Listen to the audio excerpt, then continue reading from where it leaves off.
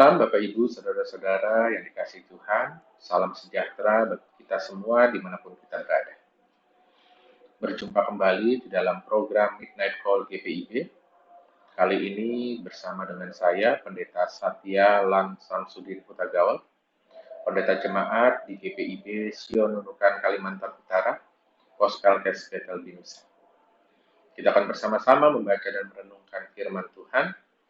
Namun sebelumnya, mari kita bersatu teduh, kita berdoa.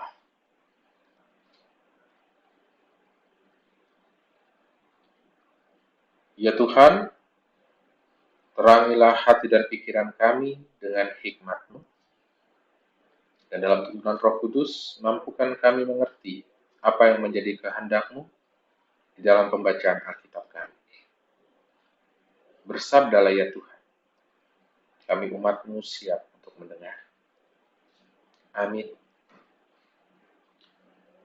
Bapak, Ibu, dan saudara-saudara yang dikasihi Tuhan, pembacaan Alkitab kita di malam hari ini terdapat dalam kitab Keluaran pasal 20 ayat 22 sampai 24 yang mengatakan bagi kita demikian.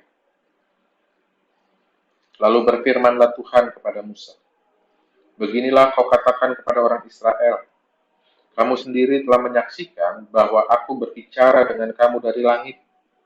Janganlah kamu membuat di sampingku alat perak, juga alat emas janganlah kamu buat bagimu. Kau buatlah bagiku mezbah dari tanah, dan persembahkanlah di atasnya korban bakaranmu dan korban keselamatan, kambing dombamu dan lembu sapimu. Pada setiap tempat yang kutentukan menjadi tempat peringatan bagi namaku, aku akan datang kepadamu dan memberkati engkau. Demikianlah pembacaan Alkitab kita. Berbahagialah setiap orang menjadikan firman Tuhan sebagai pedoman hidupnya. Bapak, Ibu, Saudara-saudara dikasihi Tuhan kita Yesus Kristus, mezbah atau altar adalah tempat yang dikhususkan untuk menyampaikan ungkapan iman kepada Tuhan. Di dalam perjanjian lama, Bait Allah adalah altar utama, di mana korban dipersembahkan sebagai ekspresi iman kepada Tuhan. Tetapi di dalam iman Kristen, Rasul Paulus menyimpulkan bahwa altar persembahan iman kepada Tuhan bukan lagi di Bait Allah, melainkan pada tubuh orang percaya itu sendiri. Karena itulah menurut Rasul Paulus, ibadah yang sejati bagi orang percaya adalah mempersembahkan hidupnya sebagai persembahan yang kudus, persembahan yang berkenan kepada Tuhan. Namun di samping altar, dalam hidup kita juga mengenal pasar. Pasar menyimbolkan kebutuhan-kebutuhan manusia, tapi pada titik ekstrimnya, pasar juga menyimbolkan hawa nafsu manusia yang berhitung untung rugi, bahkan mengejar kekuasaan. Di dalam hidup, altar dan pasar ada berdampingan. Dalam prinsip ideal, altar seharusnya menjadi sumber inspirasi agar pasar menjadi ruang kehidupan keseharian manusia yang berpegang pada nilai-nilai Tuhan. Dan pasar kemudian juga menjadi ruang kreatif bagi altar untuk terus menjadi aktual untuk kemuliaan nama Tuhan. Sayangnya, dalam kenyataan, relasi altar dan pasar bisa rumit.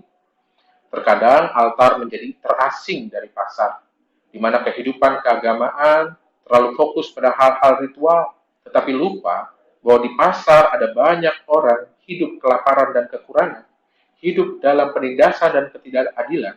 Mereka butuh disapa, dikuatkan juga diberdayakan. Atau sebaliknya, terkadang pasar menjajah altar, sehingga kehidupan beragama hanya dipakai sebagai topeng untuk menutupi kebusukan. Agama dipakai untuk mencari nama baik dan popularitas. Persembahan dipakai sebagai media cuci uang haram. Atau bahkan kesalehan dipakai sebagai kedok menutupi tindak kekejaman juga kekerasan, baik dalam level keluarga maupun dalam level masyarakat. Altar seharusnya menjadi ruang perayaan kasih Tuhan yang melimpah ruah sehingga membanjiri pasar. Tapi Tuhan yang bisa dimungkinkan ketika piala yang menerima anugerah itu lebih dahulu kosong dari ego dan kepentingan, lalu membuka diri untuk diisi oleh cinta kasih Tuhan. Altar yang dibanjiri anugerah kasih Tuhan, ia akan menjadi altar yang kritis, yang terus menyuarakan kebenaran firman Tuhan di tengah dinamika pasar kehidupan, tetapi juga sekaligus menjadi altar yang emansipatoris, altar yang memberdayakan, yang mendorong pembangunan pola-pola relasi yang peduli, yang saling menghidupi di dalam kebenaran dan keadilan Tuhan. Maka di malam hari ini, kita kemudian hendak diajak untuk merefleksikan hidup kita. Sudahkah hidup kita telah menjadi altar yang memuliakan Tuhan? Altar yang menegakkan prinsip-prinsip Tuhan dan menjadi saluran berkat bagi pasar kehidupan yang ada di sekitar kita.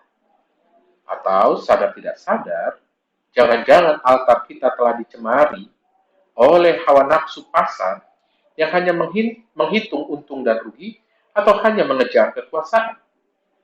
Di masa COVID-19 ini yang kembali meningkat, kita mau diajak untuk meneguhkan iman kita. Bahwa di tengah-tengah kesulitan yang ada, mari kita menjadi altar bagi kemuliaan Tuhan. Bukan menjadi altar yang menyembunyikan hawa nafsu dan kekuasaan. Maka biarlah hidup kita menjadi saluran berkat bagi sesama dengan melalui tindakan kasih kita. Biarlah di dalam altar kehidupan kita, banyak orang boleh berjumpa dengan kepedulian Tuhan yang memberdayakan. Biarlah kita boleh menjadi altar yang terus merangkul siapa saja tanpa pandang bulu. Dan kemudian mereka boleh juga merasakan pemeliharaan Tuhan yang indah. Berkat Tuhan yang menyelamatkan juga hadir di tengah-tengah kehidupan mereka. Kiranya Roh Kudus memampukan kita. Amin. Mari kita berdoa.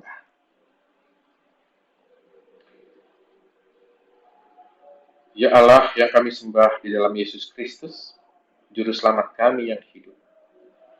Kami adalah altar-Mu. Hidup kami seharusnya adalah ibadah yang terus memuliakan nama-Mu.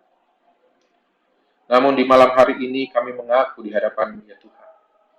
Dalam keterbatasan kami, seringkali sadar tidak sadar kami mencemarkan altar dengan ego dan hawa nafsu kami. Perhitungan untung rugi kami. Hawa nafsu mengejar kekuasaan kami. Maka ampuni kami akan segala salah dan dosa kami. Di dalam segala keterbatasan kami, biarlah kami percaya bahwa anugerah pengasihan-Mu itu jauh lebih besar dari segala salah dan dosa kami. Sehingga dalam kasih setia-Mu kami boleh merasakan hidup kami kembali disucikan dan dibaharui. Sehingga kami boleh terus dibentuk dan dibangun menjadi altar yang boleh semakin setia memuliakan nama Tuhan. Mampukan kami untuk terus mempersembahkan hidup yang benar, kudus, dan berkenan kepada Tuhan. Mampukan kami untuk menjadi saluran anugerah cinta kasih Tuhan kepada dunia, dengan terus bertekun, menumbuh kembangkan nilai-nilai Tuhan.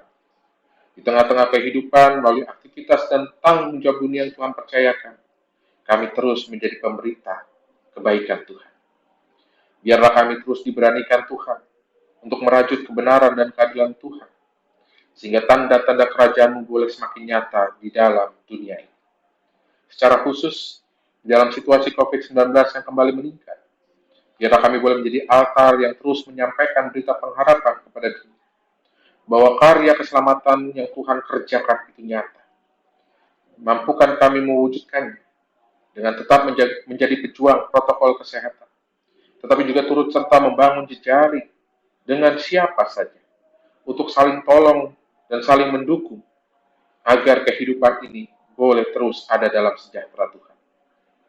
Kami mau mengingat mereka yang bergumul dengan kesehatan tubuh mereka yang terancam secara ekonomi, mereka yang mengalami goncangan dalam relasi keluarga, dan banyak pergumulan-pergumulan lainnya. Kiranya Tuhan menolong.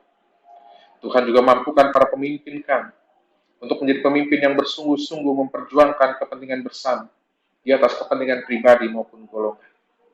Tuhan kuatkan para petugas kesehatan, pelaku ekonomi, penjaga keamanan dan ketertiban, juga tokoh-tokoh masyarakat lainnya, untuk juga Tuhan mampukan menjadi alat Tuhan demi kebaikan bersama. Berkati gereja-gereja-Mu, termasuk di dalamnya GPI, untuk boleh menjadi gereja Tuhan yang aktif, mewartakan cinta, kasih, dan pengharapan dengan seluruh karya pelayanan yang bisa dikerjakan. Berkati juga keluarga dan sahabat kami, lingkupi mereka dengan cinta kasih. Berkati masyarakat kami, berkati dunia ini. Kini kami akan beristirahat. Kami serahkan malam yang akan kami lewati ke dalam kasih pemeliharaanmu yang ajaib. Ampuni salah dan dosa kami. Dalam Yesus Kristus kami berdoa. Amin. Demikianlah renungan Midnight Call pada malam hari ini. Sampai jumpa. Tuhan memberkati kita semua.